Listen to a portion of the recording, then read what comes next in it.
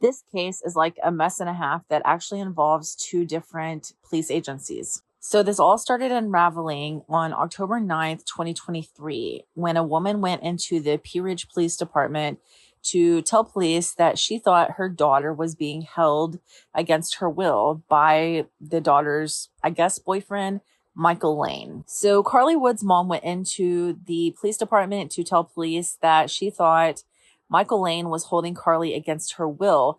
The mother was interviewed, and she said on September 16th, 2023, Carly got in contact with her, and she said she had been being held against her will by Michael Lane.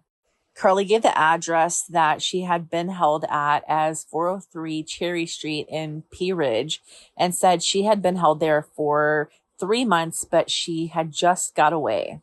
Carly told her mom she had been held in a room against her will. She wasn't allowed to leave the house. She wasn't allowed to contact anyone. She wasn't even allowed to have her cell phone. Carly did say that she finally was able to make it out of the house. She hid in a neighbor's backyard, and then she made her way to a women's shelter. But like so many women, Carly was afraid to turn Michael Lane into the police or file a police report of any kind, because she thought, if Michael Lane gets out of jail, he's going to come after me. So Carly escaped on September 16th, 2023, and she kept in contact with her mother until September 29th, 2023. Carly actually had plans to go to a church event with her mom on September 30th, but Carly didn't show up for that event, and her mom had been unable to get in contact with her since September 29th. Carly had been in a relationship with Michael Lane. Michael Lane was known to be extremely abusive to Carly, physically abusive, mentally abusive, and mentally abusive can be even worse than physical abuse. It really can. But like Carly told her mom, who relayed the information to police, Michael Lane was holding Carly against her will because Michael Lane had been arrested back in March by the Siloam Springs Police Department for kidnapping Carly. Now, you would think maybe he wouldn't get out of jail, but he did. He was able to get out of jail, and he got Carly again, and he had been holding her against her will at this house in Pea Ridge so that Carly could not show up to court to testify against him in that kidnapping. Because unfortunately, the way it is in those types of cases and domestic cases in general, if there's no victim, there's no case. So police in Pea Ridge learned that on March 20th, 2023, Michael Lane was arrested for kidnapping Carly because he was seen forcing Carly into a vehicle. At that time, Carly was able to get away from Michael Lane and call the police. But someone bailed Michael Lane out of jail. And I say someone bailed Michael Lane out of jail because Michael Lane doesn't have a job. So police went to 403 Cherry Street in Pea Ridge, and they tried to contact anyone at that house, and no one answered the door. Police did ping Carly's cell phone, which weirdly showed up at an address in Bella Vista, and that's supposed to be pretty accurate. So police were kind of like, is she in Bella Vista? Is she in Pea Ridge? We don't know. They did talk to neighbors on Cherry Street, and some neighbors said that they saw two men carrying a very large black trash bag, and they carried the trash bag out to a vehicle and just put it in the vehicle. So the neighbors thought that that was really suspicious. On October 10th, 2023, Pea Ridge police were able to get a search warrant for both the Bella Vista address and the Pea Ridge address.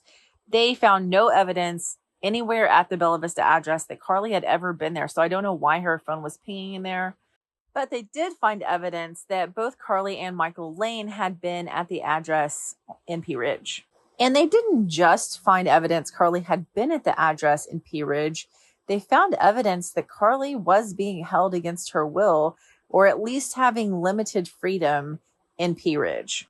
They found notes scrawled on different things, like one on a paper plate said, "I want access to music choices. Is that too much to ask? I'm so bored and going crazy in the silence. That's half when the effed up thoughts get too loud to drown out, and so I have to give in to them."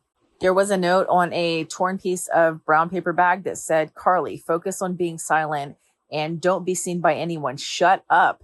No one should hear you or see you because you don't exist. So shut up and hide." A note that was written on paper said, "I never said you kidnapped me or any of that ish. I only said I don't have anyone to call to come get me because I don't know any phone numbers except the one I could remember. I couldn't call, that I had not spoke to anyone in months. I didn't know what month it was, and they said Rogers had closed the missing persons case on me because you said I was in Florida. Turns out, consider that kidnapping, you selfish a-hole. I told them I did not wish to press any charges and that I didn't want to bother you about it. The officer said to me that regardless of if I did or not, that he was going to make sure you get punished for what you did on that camera at Cherokee.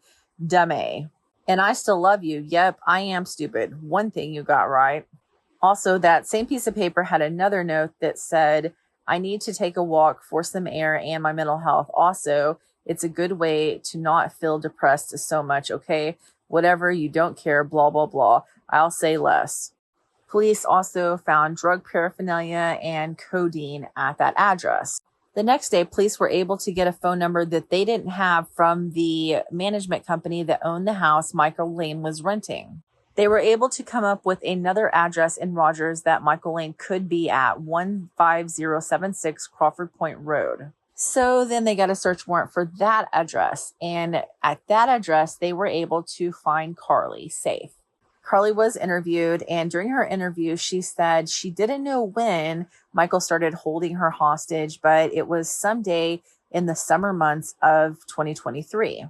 Carly said that Michael took her to that house in Pea Ridge and told her that she needed to stay in a bedroom, one bedroom, keep the lights off, and not make any noise. That was also the point where Michael took Carly's cell phone from her. And anytime that she tried to leave or made too much noise or did anything that Michael didn't want her to do, he would threaten to physically harm her or belittle her. Carly did say the same thing that the police said. Michael was holding her until after his hearing in Oklahoma so that those charges would hopefully be dropped against Michael Lane.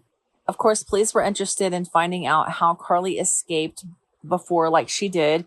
And Carly told police that she would listen for opportunities to escape the house. So she found an opportunity. She was able to run out the back door and she hid in a neighbor's backyard. She said when she escaped, while she was hiding in a neighbor's backyard, she could hear Michael Lane yelling for her. She made her way to Easy Mart and was able to get a ride to a friend's house and contact her mother and let her mother know, that she was okay. Everything was okay until on September 29th, 2023. According to Carly, on September 29th, she ran into a friend of Michael Lane's, and that friend took her back to Michael Lane, where she was held captive again until the police located her on October 12th. Michael Lane has been charged with 2 counts of kidnapping, intimidating a witness, felony possession of a controlled substance, misdemeanor possession of a controlled substance, and possession of drug paraphernalia. Michael Lane is currently being held in the Benton County Detention Center. This is a pretty new case, so I'm going to try to follow it and update when more information becomes available. Thank you for watching this video. Please remember to like, subscribe, and share.